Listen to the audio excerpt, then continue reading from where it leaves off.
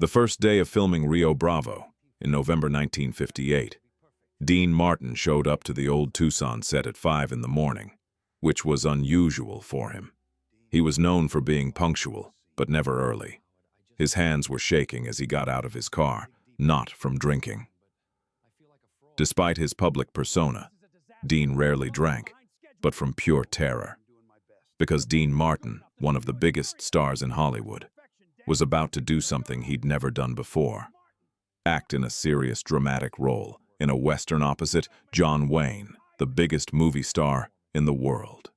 Dean had spent the previous night reading and rereading the script, terrified that he was going to embarrass himself. He was a singer, a comedian, half of a comedy duo with Jerry Lewis that had just spectacularly imploded.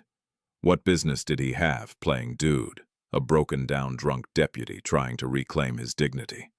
What made him think he could hold his own in scenes with John Wayne, an actor who'd been making westerns since before Dean was famous? Director Howard Hawks found Dean sitting alone in his trailer, smoking a cigarette, staring at the script. "You okay, Dean?" "I don't know if I can do this, Howard," Dean admitted. "I'm not an actor, not like Duke. I'm a singer who tells jokes. What if I ruin your movie?" Hawks sat down next to him. "You want to know why I cast you? Because Dude is a man who's lost his confidence. A man who doesn't believe in himself anymore. You don't have to act that, Dean. You're living it right now. Just bring that to the screen." Dean nodded, but the fear didn't leave his eyes. He'd been living with self-doubt ever since the split with Jerry Lewis 2 years earlier. The press had called Dean the straight man, implying he wasn't really talented, that Jerry was the genius, and Dean just stood there looking handsome. Dean had tried to prove them wrong with his music career, which had exploded. Memories Are Made of This had been #1. His albums were selling millions, but acting, serious dramatic acting, that was different. What Dean didn't know was that John Wayne was fighting his own battle, and it was a battle that could end his career. Wayne was 51 years old, and the studio executives were whispering that he was finished, too old, too expensive, too associated with a style of Western that was going out of fashion. The new Hollywood wanted method actors like Marlon Brando and James Dean. They wanted psychological complexity and moral ambiguity. They didn't want John Wayne playing John Wayne anymore. Warner Brothers, the studio financing Rio Bravo, had made their position clear to Howard Hawks. They'd give him the budget, but only if he replaced Wayne with a younger, cheaper star. They suggested Robert Mitchum. They suggested Kirk Douglas. Anyone but Wayne. Hawks had refused. He'd told them John Wayne was Rio Bravo, and if they wouldn't finance it with Wayne, he'd take the project somewhere else. But Warner Brothers had found another way to apply pressure. They'd sent a representative to the set, a vice president named Harold Mirisch, whose job was to watch every scene and report back to the studio on whether Wayne was worth the investment. And Mirisch had made his opinion clear from day one. He thought Wayne was washed up. 3 weeks into filming, things came to a head. They were shooting the scene where Wayne's character, Sheriff John T. Chance, has to confront a powerful rancher. It was a crucial scene, one that set up the entire conflict of the film. Wayne had done 6 takes, and Hawks had been happy with take 4, but Mirisch had stopped production. "The scene doesn't work," Mirisch announced to the crew. "Wayne's too old to be believable as this character. He moves like an old man. He looks tired. We need to rewrite this to make the sheriff older, more fragile, or we need to seriously consider recasting." The set went silent. You could have heard a pin drop. John Wayne stood there, his face carefully neutral, but everyone who knew him could see the flash of hurt in his eyes. This was his nightmare coming true.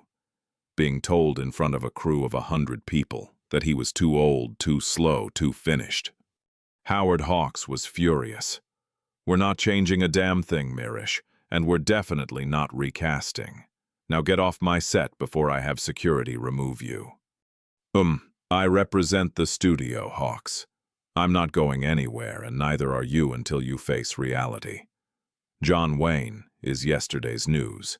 The audience has moved on. We're throwing good money after bad, and I'm going to recommend we shut this production down unless significant changes are made. Wayne started to walk away. Not dramatically, just quietly with the dignity of a man who'd been in Hollywood, long enough to know when the fight was over. He was heading back to his trailer, probably to pack up and leave before he could be officially fired. That's when Dean Martin did something that would change both of their lives forever. Dean had been watching from the side of the set, waiting for his scene. He'd heard every word, and something inside him, something that had been buried under layers of self-doubt and insecurity, suddenly woke up. Maybe it was seeing a man he admired being humiliated. Maybe it was recognizing his own fear reflected in Wayne's eyes. Dean walked directly up to Harold Mirisch. The entire crew watched. Wayne stopped and turned around. "Excuse me?" Dean said, his voice calm, but carrying across the set. "I couldn't help but overhear your professional opinion about Mr. Wayne's performance." Mirisch looked annoyed. "This doesn't concern you, Martin. You're just supporting cast." Just supporting cast?" Dean repeated, smiling that dangerous Dean Martin smile that people who knew him recognized as a warning sign. "You're right. I'm just a singer who got lucky. What do I know about acting or movies or what makes a scene work?" "Exactly," Mirisch said, missing the sarcasm entirely. "But I do know something about audiences," Dean continued. "I've been performing for audiences my whole life, and I can tell you with absolute certainty that you're wrong about John Wayne." "Is that so?" "That's so," Dean said. "You think Duke looks old in that scene? You think he moves like an old man?" "Let me tell you what I saw.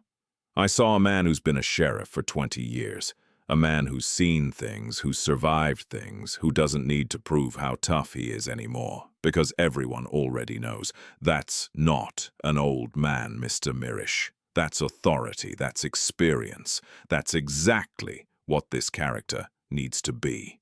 Mirisch scoffed. "You're entitled to your opinion, but I'm not finished." Dean interrupted, and there was steel in his voice. "Now you want to shut down this production? Fine. But if you replace Duke, you're going to have to replace me too, because I'm not working on a movie that doesn't have John Wayne in it. My contract says I have script approval. Well, I'm disapproving any script that doesn't have John Wayne playing Sheriff John T. Chance." The set was so quiet, you could hear the desert wind.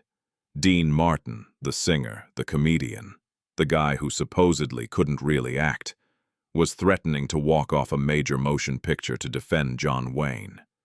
Mirisch's face turned red. "You can't do that! You'll be in breach of contract! The studio will sue you for everything you have!" "Then they'll sue me," Dean said with a shrug. "I've got good lawyers.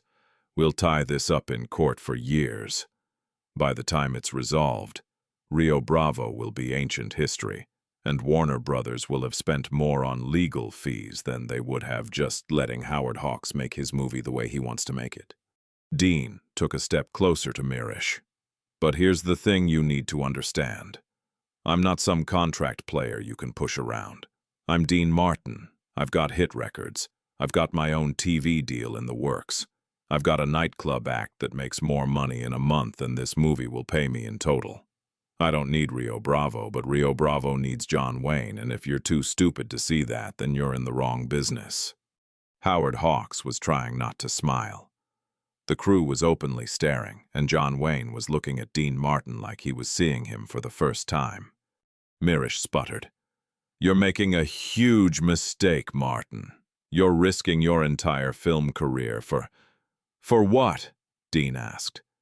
"For defending the greatest Western star who ever lived, for standing up for artistic integrity, for telling a studio executive that he's wrong. Yeah, I'm risking my career. And you know what? It's worth it because some things are more important than a paycheck." There was a long, tense moment. Mirisch looked at Dean, then at Hawks, then at Wayne. He was calculating. Dean Martin wasn't bluffing. If he walked, the movie was dead. They'd already spent hundreds of thousands on pre-production and the first 3 weeks of shooting. If Dean left, they couldn't replace him without reshooting everything. The financial loss would be catastrophic, and Dean's lawyers really would tie them up in court for years. "Fine," Mirish finally said through clenched teeth. "We'll continue as planned, but I'm reporting this conversation to the studio." "You do that," Dean said pleasantly. "Tell them Dean Martin says hello." Mirish stormed off the set. The moment he was gone, the crew erupted in applause. But Dean wasn't paying attention to them. He was looking at John Wayne, who was standing there with tears in his eyes. Wayne walked over to Dean. For a moment, he didn't say anything. He just put his hand on Dean's shoulder. When he finally spoke, his voice was thick with emotion. "Son," Wayne said. And that word son carried more weight than any speech could have. "That's the bravest thing I've ever seen anyone do in this town." "I just told the truth, Duke," Dean said quietly. "You're the best there is. Everybody knows it except studio executives." "You risked everything for me," Wayne said. "Your career, your reputation, your financial security. And you barely know me." "I know your work," Dean replied. "And I know that what Mirish said was wrong. Sometimes you have to stand up for what's right, even when it's scary." Wayne pulled Dean into a hug. John Wayne, the toughest man in Hollywood, hugging Dean Martin in front of 100 crew members, tears streaming down his face. "I won't forget this," Wayne said. "As long as I live, I won't forget what you did today." Word of what happened spread through Hollywood within hours. By the next morning, the story was everywhere. Dean Martin had stood up to Warner Brothers. He'd threatened to walk off a major picture. He'd defended John Wayne when Wayne couldn't defend himself. And he'd done it knowing it could end his film career before it really started. But something unexpected happened. Instead of blackballing Dean, Hollywood embraced him. Other actors called to congratulate him. Directors who dismissed him as just a singer suddenly wanted to work with him. The press, which had been cruel to Dean after the Jerry Lewis split, wrote glowing articles about his integrity and courage. And Warner Brothers backed down completely. Mirish was removed from the production. The studio sent a letter to Hawks promising complete creative control. Rio Bravo would be made exactly the way Hawks wanted, with John Wayne as the star and Dean Martin as his co-star. But the real change happened between Dean and Duke. That incident forged a friendship that would last the rest of their lives. Wayne had been a loner, someone who didn't let people in easily. But he let Dean in. They became inseparable on set. Wayne would seek out Dean's opinion on scenes. They'd sit together between takes talking about everything from acting to politics to family. Wayne did something else too, something that shocked everyone who knew him. On the last day of filming, Hawks threw a rap party. The whole cast and crew were there. And in the middle of the party, John Wayne stood up and called for everyone's attention. I want to say something," Wayne announced, "and I want Dean Martin to hear this." He turned to face Dean. "6 months ago, I thought I was finished. I thought Hollywood was done with me. I was ready to accept it, ready to fade away. But then this skinny Italian kid from Ohio stood up and told a studio executive to go to hell. He put his career on the line for me, a man he barely knew." Wayne's voice was shaking now. "Dean, you gave me something I'd lost. You gave me hope. You reminded me that talent matters, that integrity matters, that standing up for what's right matters. You didn't just save this movie. You saved me." The room was silent except for the sound of several people crying. Dean looked uncomfortable with the attention, which was very Dean Martin. He tried to make a joke, tried to deflect, but Wayne wasn't having it. "Don't do that," Wayne said gently. Don't make it small. What you did was huge, and I want everyone here to know it. I want the world to know it. Dean Martin is not just a great singer or a great comedian. He's a great man, and I'm proud to call him my friend. The room erupted in applause. People were standing, cheering, some crying openly. Dean stood there overwhelmed as John Wayne walked over and shook his hand. Then, in a move that became legendary in Hollywood, Wayne took off his own personal Stetson, the hat he wore in almost every Western, and placed it on Dean's head. For courage, Wayne said simply. Dean wore that hat home that night, and according to his daughter Dana, he kept it for the rest of his life. It sat in a place of honor in his home, and whenever he looked at it, he'd remember the day he almost lost everything and gained a brother instead. Rio Bravo was released in March 1959 and became a massive hit. Critics praised Wayne's performance, calling it one of his best, but they also praised Dean Martin, with many saying he'd proven himself as a serious, dramatic actor. The chemistry between Wayne and Dean was electric on screen, and audiences could sense the real friendship underneath the performances. More importantly, Rio Bravo revitalized John Wayne's career. After that film, nobody ever again suggested he was too old or too finished. He went on to make some of his greatest films in the 1960s, including True Grit, which won him an Oscar, and he always credited Dean Martin with making that possible. Wayne and Dean made 2 more films together, and each time their friendship deepened. Wayne would call Dean when he needed advice. Dean would call Wayne when he needed someone to talk to. They were from different worlds. Wayne was conservative, traditional, a man of the Old West, even in modern Hollywood. Dean was liberal, unconventional, a product of urban Italian-American culture. But none of that mattered. They understood each other in a way that transcended politics or background. In 1970, when Dean's son, Dino Jr., died in a plane crash, one of the first people to arrive at Dean's house was John Wayne. He didn't call first. He just showed up, walked in, sat down next to Dean, and stayed for 3 days. He barely spoke. He just sat with his friend in his grief, offering silent support. That's what real friendship looks like. And when John Wayne was dying of cancer in 1979, one of his last visitors was Dean Martin. Dean walked into that hospital room, saw his friend weak and wasting away, and still managed to make him laugh. They talked about Rio Bravo, about that day on set, about the studio executive and the threatened lawsuit and the moment that changed everything. "You know what the funny thing is," Wayne said weakly. "I never thanked you properly. Never really told you what it meant." "Duke, you thanked me every day for 20 years, Dean said, his voice breaking. "Every time you called me your friend, that was thanks enough." Wayne smiled. "You gave me the best gift anyone ever gave me, Dean. You gave me my dignity back. In a town that'll take everything from you, you gave me something nobody could take away." John Wayne died on June 11, 1979. At his funeral, Dean Martin was a pallbearer.